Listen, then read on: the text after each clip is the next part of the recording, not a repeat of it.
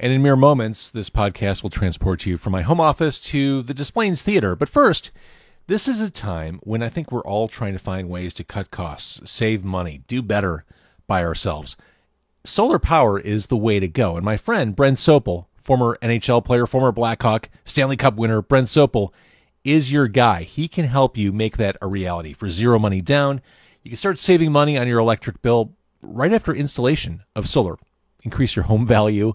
And between the tax credits, both federal and state of Illinois tax credits can amount to close to 50% in savings with a 25-year warranty.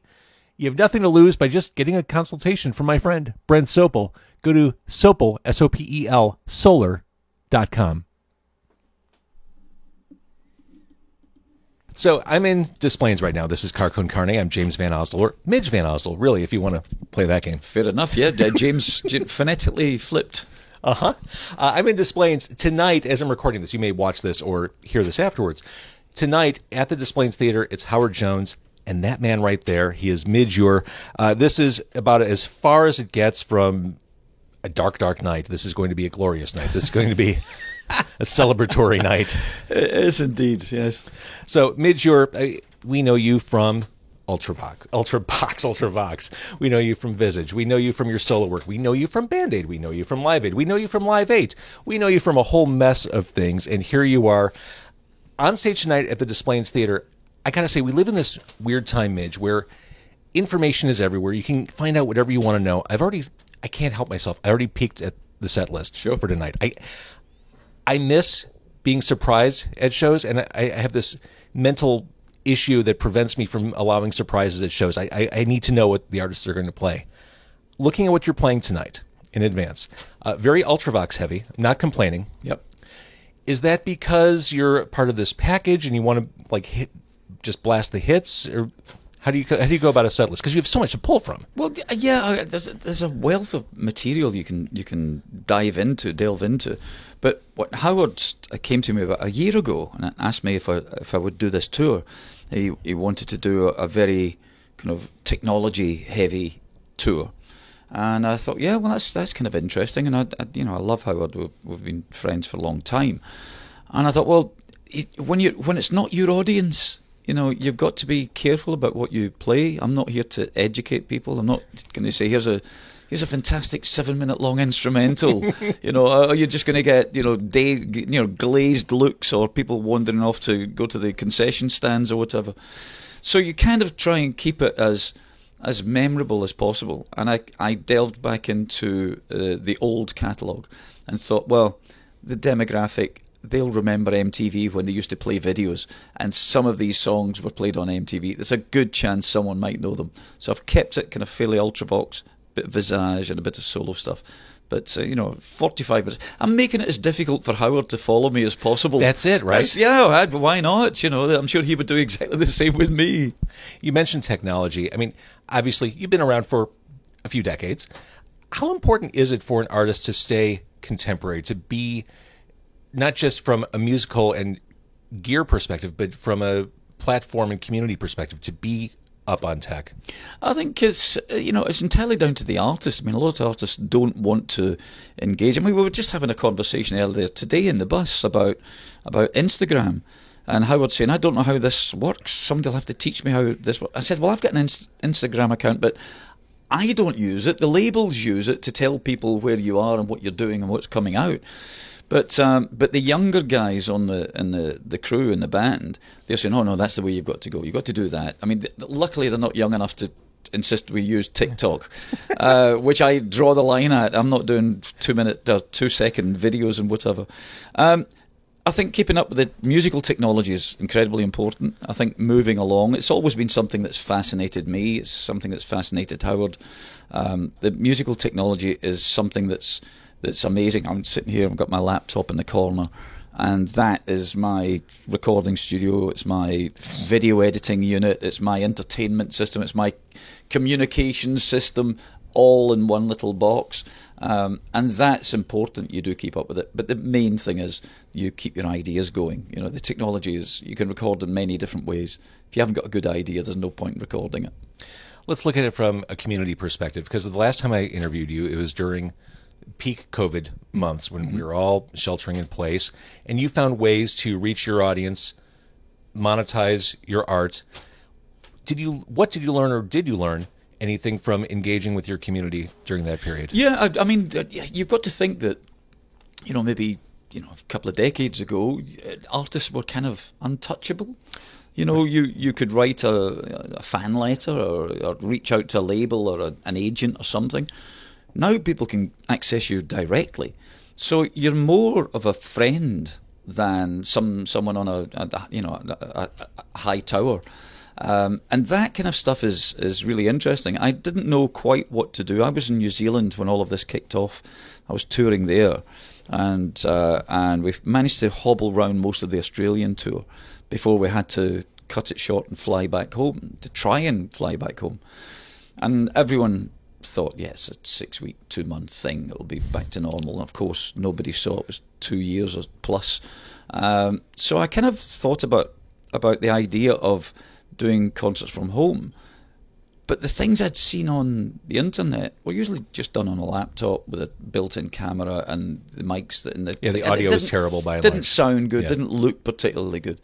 So in true my style, I delved into it big time, found out the best cameras I could use, and a little tracking system, little digital visual mixer, using mics and guitars that go through processing before you do it, so it sounds good and it looks really good. So I had great fun. I'd spent 3 months researching all of this and building this little mini one-man studio in order to reach out and stay connected with people.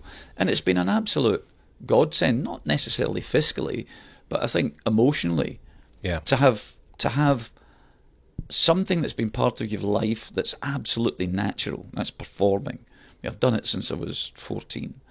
To have that taken away from you, not by choice, but by necessity, is difficult. I found the first few months quite depressing. I mean, we all did, but quite depressing that I had nothing in a diary. Everything was gone. Everything had changed. The tours were cancelled or postponed and just shelved.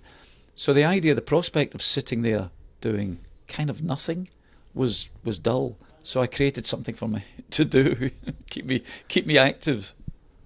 In reviewing your vast catalog, I want to talk about Answers to Nothing for a moment.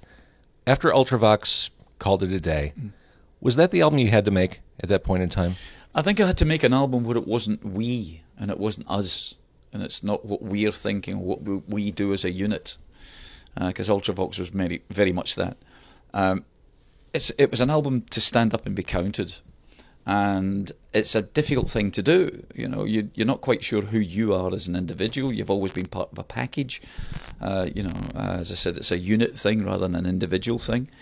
And Answers to Nothing for me was, I had my own studio. I was producing it myself. I just explored a little bit more. I wanted to be more musical, but without being so... quite as intense as Ultravox ended up getting. It was so technical at points. It was almost like a prog rock band. And I wanted to do something that was a bit simplified but equally atmospheric. And I also wanted to work with other people. I wanted to work with other different musicians. And that inspires you. That's a whole different ballgame. It was kind of like being given a pass. Mm-hmm. You get a pass to go out into the big wide world and tap into all these wonderful other talents that are out there. And that's what Answers to Nothing became. Well, let's talk about working with other people on that album. Kate Bush is on a song with you, and she's having a moment right now. Oh, is she ever? Yeah. And I'm sure you are thinking, as many of us who are fans of Kate Bush are thinking, what took the world so long to catch back up? It's the UK music history is littered with people who were groundbreaking, experimental, kind of ahead of their time, who never resonated to the extent they should have. Certainly here in the States, Roxy Music, Ultravox, for example. We should have been. We were the icebreaker. And then all the other ships followed behind, and won the golden nugget. You had Depeche Mode coming up behind us. You had all of this stuff, who became huge. And Howard, of course. Howard had huge success here, commercial success, and Ultravox. I remember when we arrived to do I think it was the Vienna tour, and the first interview we did, the guy commented on how well we spoke English, because he got us confused with Kraftwerk. He thought we were German. And I thought, well, it's we're dead in the water already. It's just not going to happen, is it? So yeah, it's interesting. Britain's always been on the kind of cutting edge when it comes to experimenting with music, and the type of music we were doing was something that wasn't based in Americana. It wasn't based in the blues. It wasn't based in soul. It wasn't based in, rock and roll. It was much more European in its way, and I can see why that would be jarring to people, to try and get your head around what Vienna was about or any of those things. I still get chills when I hear Vienna. And Reap the Wild Winds, all that stuff. So do I. It means I'm still alive, which is quite good. Well, you are still alive, and you keep moving forward. It's interesting. I pulled up in front of the Desplaines Theater, and on the marquee it said Howard Jones and Midge Ure, 80s new wave heroes or something. And I thought, that is true. That is what you gentlemen were back in the day. But when you see something like that, I guess it sells tickets, but does it feel limiting? Like, where have you been the past few decades? Very much so. I mean, everyone seems to think you only wrote the 2 or 3 things that they've maybe heard in the past, and that you've been in a refrigerator for the last 30 years doing nothing, frozen in ice, only to be thawed out to go on 80s tours. Yeah, it's time to wheel them out again. Time for Dear God. It's funny because, and of course, the entire industry's changed. You can't possibly think that people who were into what you did 30 years ago have gone through the whole family thing and the kids and the divorces and all of that, and they're still on top of the music. Something has to give. So they can't follow you to the same extent. People consume music in a very, very different way now. A very different way. And that's kind of detrimental to the artists at times. But you've just mentioned Kate Bush. When something resonates with people, what is deemed so important isn't important anymore. The periphery of the industry, where how you look or what age you are or, what clothes you wear, all of that stuff disappears because they've heard a piece of music in a context that they've never expected to hear it in, and that piece of music resonates with them. They get it, and that's what's happened to Kate, and it's brilliant that it has happened. Because when I hear Sister and Brother, I mean, it sounds like Kate Bush was teleported here from another planet altogether. Yeah. That ethereal, like just bone-shaking voice that she delivers. Stunning. I when I asked her if we could do the duet, she very kindly said yes. Unfortunately, I wasn't in the studio when she did it. I sent the multi-track tapes across to her studio on the other side of London, and she was in the middle of recording her own album. And I thought, well, if she gets 10 minutes, they might just stick the tapes on. She'll go in and just rattle off a quick vocal. A couple of days later, I got the phone call from Kate saying, would you like to come and hear what I've done? So I went over to her studio, expected to hear a single vocal, and this Kate choir came out. Kate Bushed it, and it was just spectacular. I stood there with a tear in my eye. It was just spectacular. She's an absolute genius, and it's a term that's been batted about in the music industry way too many times for the wrong people, but not for her. Yeah. Thinking about that era when Ultravox was coming up, Kate Bush was coming up, Howard Jones was coming up, I'm sure there's a certain comfort, almost like you went to school together with these people. I mean, here you are, you're touring with Howard Jones again, you've done it a few times. There's got to be comfort in that familiarity, like you've been in the trenches together, and you're still doing it in the modern day. Is that fair to say? Yeah, it's fair to say. You've got to remember, we're the first generation that it ceased to become embarrassing to be in the music industry after 25 years old. We now have octogenarian rock stars, but every other genre of music would have that. If you're a great classical musician, sure, you carry on playing and you usually get better. If you're a great blues musician or a folk musician or whatever. Pop rock was always seen as, it's a youth thing, and it's not anymore. It's now, is it good or bad? If it's good, it has a legacy way beyond what you ever expected it to have, and you're allowed to carry on doing this. I mean, technology's part of it. Everyone can afford a laptop and a microphone and a guitar or whatever, and you can record here. You can make an album in this room. quite easily. And that was never afforded to us back in the early days. So you had to have record company advances. So the technological changes and this ageism thing that was involved, maybe 25, 30 years ago, has gone. It's all completely gone. You're kind of now respected for still being able to do it. And there's a lot of artists out there who are still really good, still writing brilliant, groundbreaking stuff. And they deserve, the respect that they're now getting. I think one of the challenges is curation. I mean, back in the MTV days, you knew that was a channel. That was a way to discover music. Radio served that purpose for a very long time. It kind of abdicated its throne a while ago. But sure. I think in the modern day, the hardest thing, you mentioned fans who've grown up, had families, divorces, children. It's hard for them to even know where to find stuff. It's not that they don't want to find it, but I think in this great openness of the internet where everything's available, I just think it's harder to tunnel through and figure out where to find what you enjoy. It's a needle in a global haystack. It is. It's just a quagmire out there. Because the great thing about technology is, as I said, it allows you to do stuff.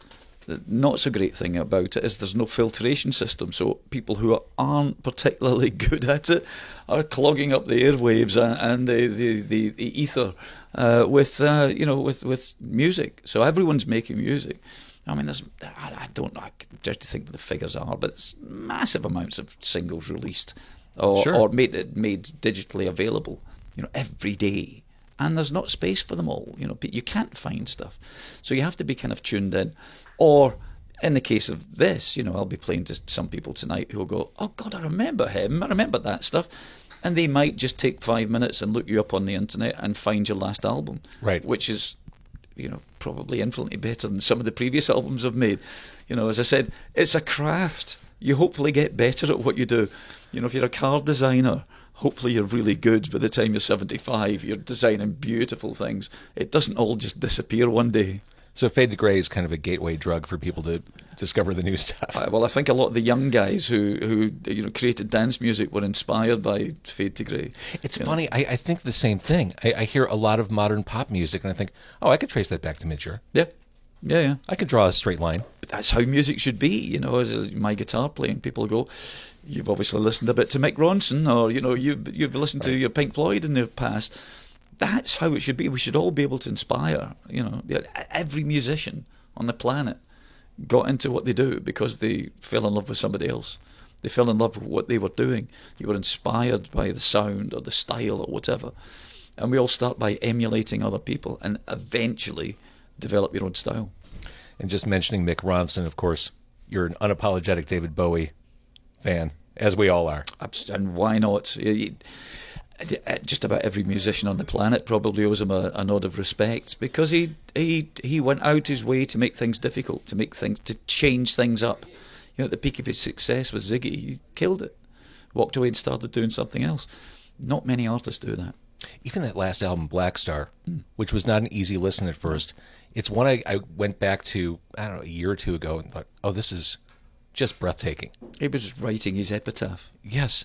It was hard to listen to at first. Yeah, very much so. But musically, he was not doing anything conventional, not from a pop music perspective. No, not at all. And he didn't care, which is, right. I think, the good...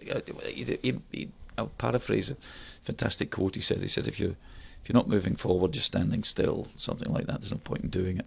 You have to go out there and make it dangerous for yourself. Yes. So in the spirit of ruining set lists for myself, and this will publish after the Displain show, you are duetting with Howard on Do They Know It's Christmas? Yeah. Are you able to connect with the feeling of that moment in the present day when you're performing that on stage? Are you able to channel everything emotionally, sociopolitically that you were experiencing when you were writing that song? Not necessarily when you're performing it. I hadn't planned on performing it. I don't do it very often. Maybe now and again if I'm doing an acoustic show around Christmas I might throw it in, but it's never been part of a set. It was Howard's instigation. He wanted to do it. Very untimely record, especially if we're touring through the middle of a very warm summer. Oh yeah, no, it's about 80 degrees in the Chicago area right Yes, I know. Yes, I know. But the great thing is that the audience, it resonates with them and they sing along, and it's fine. it's a little bit nostalgia. So when you're performing it, no, you're kind of worried you're going to screw up George Michael's part or Bono's line or whatever it is. I'm still very aware of the legacy that thing has left, because I'm still part of the Band Aid Trust, the body of people who look after all the money and where and how the song is used, and the footage from Live Aid and all of that stuff, because it's our task, it's our job to monetize that the best way we possibly can. So I'm very aware of its legacy. And the great thing is that a couple of generations possibly since that came out, there's kids singing it in schools, in the Christmas plays, and it'll be stuck in between, White Christmas and Rudolph the Red-Nosed Reindeer, and there's, do they know it's Christmas in the middle? But the great thing is that their teachers and their parents will tell them why that song was written. And it doesn't, the reason for it doesn't go away. So it's still there generating money. And Bob and I gave the song to the Band Aid Trust, so it'll carry on making money long after we're gone. Perfect. Cynically, can we ever, as a planet, as a collective society, get to something like that again? Can we ever tap into some sort of shared concern, doing right by others? I mean, we're recording this at a time when I'm especially cynical of the world. And I think about going to the record store as a kid, buying the 7-inch of Do They Know It's Christmas, and understanding the mission, and then watching on MTV, watching Live Aid, and just getting it. And I worry that we can't get there again. We're we have tools now that didn't exist back then. Tools that should have made our lives better and more interesting and connected us. And it's just split us. We have smartphones that people say things on phones and messages that they would never dream of saying to someone face to face. And it's diversive, and it can be really nasty. And I kind of blame what we do with phones on a lot of the unhappiness that's going on in the world right now. Sure. So that genie's out the bottle. I don't know how you get that back in. I don't know how you revert it. I don't know how you get people to care again. Everyone seems to have their own particular issues. We're on a planet that seems to be in meltdown, politically, emotionally. I just find it really odd that our chosen leaders seem to be looking after themselves rather than the people they're supposed to lead. And that seems to be, all over the planet. So we're in meltdown right now. The UK's followed America in a lot of paths. We haven't got the gun thing yet, but that's a major issue here. We sit and scratch our heads thinking, hold on a second, you're buying your children bulletproof backpacks and teaching them, how to hide under tables for when a mad gunman comes in and starts trying to shoot them. And we can't comprehend that at all. For us, it's a quite straightforward thing. Get rid of guns, or control it somehow. But there's a mass diversity, and we seem to be much more attuned with beating each other up than trying to stand together. And the reason Live Aid worked and Band Aid worked was we had one voice. One voice shouting in a crowd, you never hear it. You get a crowd shouting the same thing, that resonates and bounces around the world. And we don't seem to have that anymore. We've gone tribal. Yes. All right, let me take things in a different direction. You're on the road with Howard Jones, playing the Des Plaines Theater. Here you are, decades of music that we love and enjoy. What inspires you in the modern day? What keeps you moving forward? Is it performance? Is it creating? I think it's a bit of everything. The performance bit, as I said, I really missed. I haven't really done a tour as such for 2.5 years.